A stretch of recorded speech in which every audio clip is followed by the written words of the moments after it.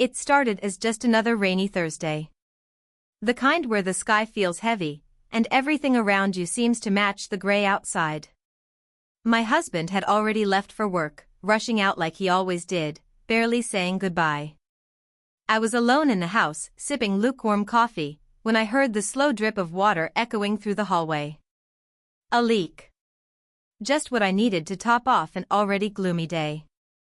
I tried ignoring it at first, but after an hour, the sound got under my skin. I called the only person I could think of, someone I probably shouldn't have. He wasn't just anyone. He was my therapist. Or at least, he used to be. We hadn't spoken in months. I'd stopped therapy, told myself I was better, stronger, that I didn't need to keep digging through the mess of my marriage, my loneliness, and the silent distance growing between me and my husband. But in that moment, hearing the water drip like a ticking clock, I needed someone who'd listen. Someone who knew the history behind the silence in my house. Someone who wouldn't judge me for sounding broken again. When he arrived, I didn't expect him to actually fix the leak. He was dressed too well for that, pressed shirt, sleeves rolled just enough, still carrying that calm energy that used to make me feel safe. But he took one look at the ceiling, grabbed a step ladder from the garage, and got to work. We laughed about it. It felt normal, too normal. As he worked, we talked. Not like a therapist and patient. Not even like friends, really. Something in the air had shifted. There was a quiet tension between us, like a conversation we both knew we weren't supposed to be having. He asked how I'd been, and I gave the surface-level answer. Then he asked again, really asked, and that's when it all started to unravel. I told him about the distance at home. How I felt invisible most days. How the house felt like a museum of the life I used to want. And he listened, not like a professional doing his job, but like someone who genuinely cared. And maybe that's what I needed more than anything, to feel seen again. The rain outside got heavier, thunder rumbling softly in the background. We moved to the kitchen after he was done with the ceiling. I offered him coffee, but we both knew we weren't really there for the coffee anymore. The conversation slowed, our eyes lingered longer than they should have, and in that silence, something unspoken started to grow. I wish I could say I stopped it. That I remembered the boundaries we used to have. But the truth is, I didn't want to. Not in that moment. Not after feeling so alone for so long. And that's when everything changed. What happened next? I didn't plan. And I never imagined the consequences that would follow. But one night, one decision, opened a door I couldn't close. Let me tell you what really happened. We didn't touch, not at first. But something had already shifted, and we both felt it. There was a weight in the room, hanging between us like steam from the coffee we never drank. I remember the way he looked at me, quiet, steady, not in a romantic way, but like he could see right through all the pretending I'd been doing. And maybe that's what scared me the most. That someone saw me so clearly in a house where I'd been invisible for months. To understand how we got there, I guess I should take you back a little. My husband and I had been married for 6 years. On the outside, we looked solid, decent jobs, a nice house, the occasional dinner with friends. But behind closed doors, we barely spoke unless it was about bills or schedules. We used to laugh. We used to talk about everything and nothing. But lately, it felt like we were just coexisting, like roommates who shared the same space but not the same life. Therapy was supposed to help. That's how I met him, my former therapist. At first, the sessions helped me make sense of the loneliness. I talked about the late nights, the silence at dinner, how even his touch started to feel cold. He listened back then, just like he did the other day in my kitchen. But therapy ended, and nothing really changed. I stopped going because I thought maybe the problem was me. That maybe I just expected too much. But deep down, I think I stopped because I was afraid of where those feelings were leading me. And now here we were. In the same house where I had cried in silence, laughed out loud when no one was around, and slept on the far edge of the bed for months. This man, someone who once helped me make sense of my pain, was now part of a moment I didn't know how to control. I wasn't thinking about what was right or wrong. I wasn't thinking about consequences. I just felt alive. And I hadn't felt that way in a long time. He didn't stay because of the leak. That much was obvious. The leak had been fixed hours ago. But he stayed. And I didn't ask him to leave. What happened between us that night didn't start with a single choice. It was a slow unraveling, like something that had been building in the background for longer than I realized. But what I didn't know then was that one night would lead to a chain of events I couldn't undo. And someone eventually found out. The next morning felt different. Not because of what had happened, but because of what hadn't been said. He left before the sun came up, without a word, just a glance that said more than any goodbye ever could. I stood at the kitchen window, watching the last bit of rain fade from the glass, wondering if this was the start of something, or the beginning of a bigger mistake. My husband came home later than usual that night. He tossed his keys on the counter and asked what we were having for dinner like nothing had changed. And maybe, to him, nothing had. But I couldn't shake the feeling that something had cracked open. Every time he spoke, I heard my own silence echo louder. I kept replaying the night before in my head, his hands fixing the leak, the way his eyes never broke from mine, and the way he left without making promises. The guilt didn't hit me all at once. It crept in slowly, in small moments. Folding laundry. Passing by our wedding photo. Getting a message from my therapist a few days later that just said, "Are you okay?" That was all he wrote. 3 words. But it was enough to stir everything back up. Meanwhile, I started noticing things I hadn't before. My husband's late-night phone calls that ended the moment I walked into the room. His sudden interest in going to the gym, though his routine never changed. And the password on his phone, which he never used to have. Maybe I was projecting. Or maybe I was finally seeing what had been hidden under the surface for longer than I realized. That's when the dreams started. Not just about the night with my former therapist, but dreams where everything came crashing down. Where someone found out. Where I was standing in a room full of people, and no one was speaking, but everyone knew. I'd wake up drenched in sweat, heart racing, unsure if I was terrified of being caught, or terrified that I wanted to be. I couldn't talk to anyone. I couldn't say it out loud. Even my closest friend, Rachel, sensed something was off.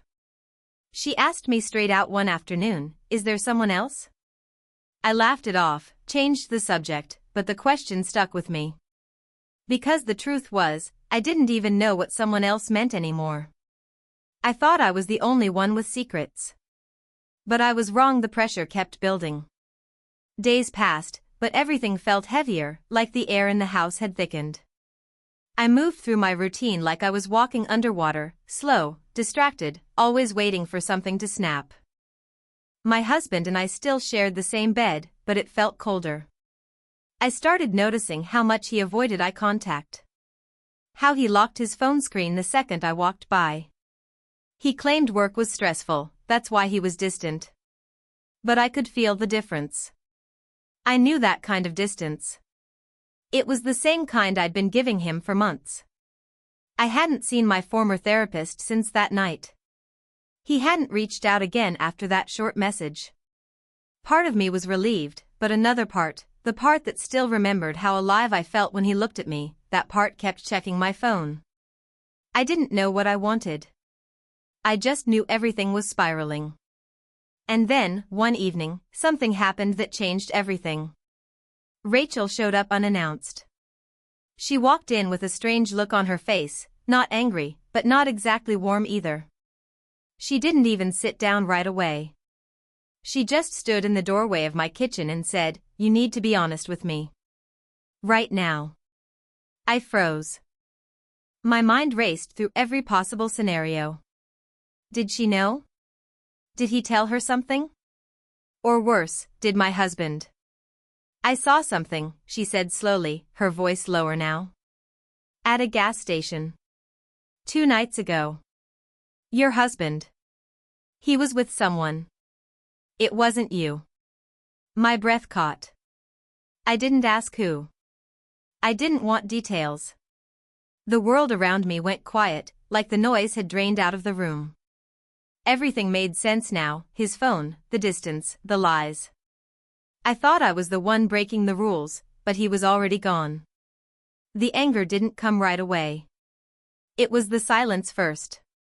The deep, cold silence that wraps around your chest and squeezes until you can't breathe. I stood there, staring at Rachel, not saying a word, because for the first time in months, I didn't have to hide anything. Later that night, I heard him in the shower. I sat on the edge of the bed, holding his phone in my hands. Unlocked. Open. A message on the screen. That was the moment everything came crashing together. But what I did next, even I didn't see coming. The message on his phone was short. Just a heart emoji and the words "can't stop thinking about last night." No name. No context. But I didn't need either. My hands were trembling, but I couldn't look away. I scrolled up, just enough to see a few more messages. They were careful, no pictures, no full names, but the tone was unmistakable. This wasn't a one-time thing. This had been going on for a while. The sound of the shower running behind me blurred everything else out. Part of me wanted to confront him right then and there. Scream. Throw the phone. Demand answers. But something held me back. Maybe it was the shock. Maybe it was the way the truth finally settled over me like a weighted blanket. Or maybe it was the realization that I wasn't the only one with a secret anymore. I put the phone down exactly where I found it. I didn't say a word that night. I couldn't. But something inside me had changed. The guilt I'd been carrying after that night with my former therapist started to fade. Not because what I did was right, but because now I knew I hadn't been imagining the distance. I wasn't the only one who'd stepped out of the lines. The next day, I did something I hadn't planned. I called my former therapist. It went straight to voicemail. I didn't leave a message. I didn't even know what I would have said. But just hearing the sound of his voice again, even recorded, made me realize I wasn't done with that part of the story either. And then, just when I thought I'd reached the limit of surprises, the twist came. That night, while scrolling through my husband's call log, I noticed a number that kept popping up. Same time every evening. I copied it, searched it, and to my shock, it was a number tied to a counseling office in the city. That didn't make sense. My husband never talked about therapy. He barely believed in it when I went. Curiosity, or maybe desperation, led me to call the number the next morning. A woman answered. I froze. Something about her voice felt familiar. Warm. Polished. Then she said her name. It was her. The woman who had been my therapist's supervisor. I'd only met her once, briefly, when I'd first started therapy. But I remembered her smile. Her calm presence. Now, she was the one calling my husband every night? The realization hit like a punch to the stomach. I ended the call without saying anything. My mind was spinning. Was it possible they knew each other? Was my husband seeing her professionally, or was it something else? Were their worlds overlapping, just like mine had with my former therapist? The tangled lines were suddenly more twisted than I ever imagined. And just like that, this wasn't just a story of infidelity anymore. This was a web. One I wasn't sure I could untangle without everything collapsing. And someone, maybe more than one person, wasn't telling the whole truth. I couldn't sleep that night. My mind kept circling the same questions. Why was my husband calling her? Was it therapy, or was it something else entirely? The house felt too quiet, too still, like it was holding its breath right along with me. I sat in the dark, staring at the ceiling, thinking about how everything had led up to this moment. The leak, the silence, the secrets, the messages. And now this strange new connection between two people who were never supposed to be in the same story. The next day, I confronted him. I didn't come at him angry or loud. I just asked, calmly, who is she? He paused for too long. That hesitation told me everything I needed before he even opened his mouth. She's helping me, he said. With us. I've been in therapy, trying to fix this. Fix us. The words hit differently than I expected. I wasn't ready for that. I wasn't expecting him to be trying. I thought he had given up, just like I had. But then he added something that knocked the wind out of me. She told me about you. I blinked. What? She said she'd been made aware of boundary issues. That your former therapist may have crossed a line. She didn't say details, but she told me it might explain the distance you were feeling. That's when I decided to reach out to her. Everything stopped for a second. My stomach turned. He didn't know. He suspected. And somehow, that therapist, his therapist now, had hinted at what had happened without actually saying it. He kept talking, saying he wanted to understand me better. That's why he went to her. That's why he'd been trying. But in that moment, all I could think about was how my secret had already slipped out, just enough to haunt me. And then came the twist. I got a message later that night. From an unknown number. It just said, "You should know I wasn't the only one he was calling." Attached was a screenshot. My husband. Messaging another woman. This time, there were no therapy notes or careful wording. Just a full thread of flirty, late-night conversations. Pictures. Plans to meet. It wasn't just me. It wasn't just one mistake. He had been living two lives, maybe more. While I had been breaking inside, looking for meaning in one wrong night, he had been repeating it over and over with different faces. I stared at the message for a long time. And then I laughed.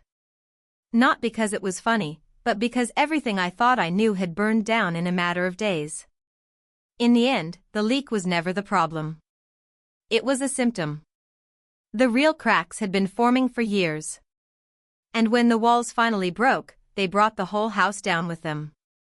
And the truth? No one was innocent.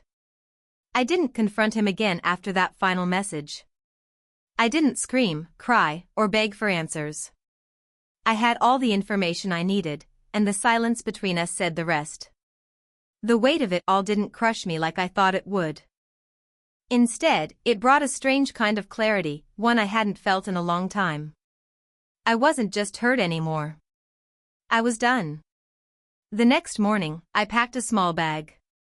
Not out of anger, but because I needed space to breathe, to think clearly without the lies pressing in on me from every corner of the house.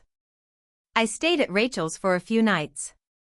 She didn't ask too many questions, just listened, brought me tea, and reminded me that I wasn't crazy for feeling everything I was feeling.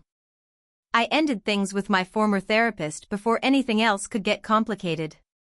I sent him one message, short, honest. I thanked him for being there when I needed someone, but told him I needed to heal without more blurred lines. He didn't try to convince me otherwise. He simply replied, "I understand. Take care of yourself." That was the closure I needed.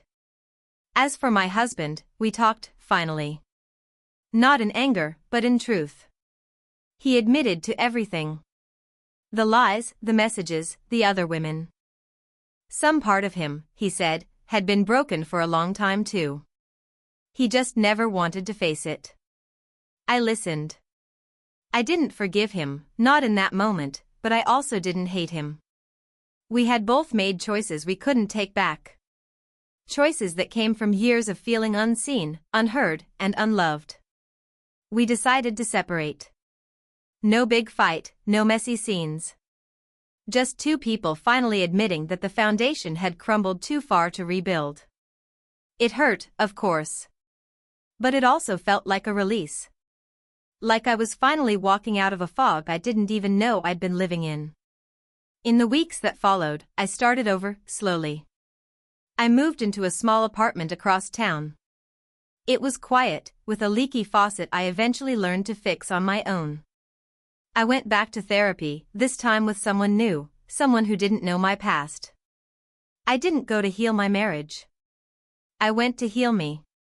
Looking back, it's strange how one small thing, a leak in the ceiling, set everything in motion.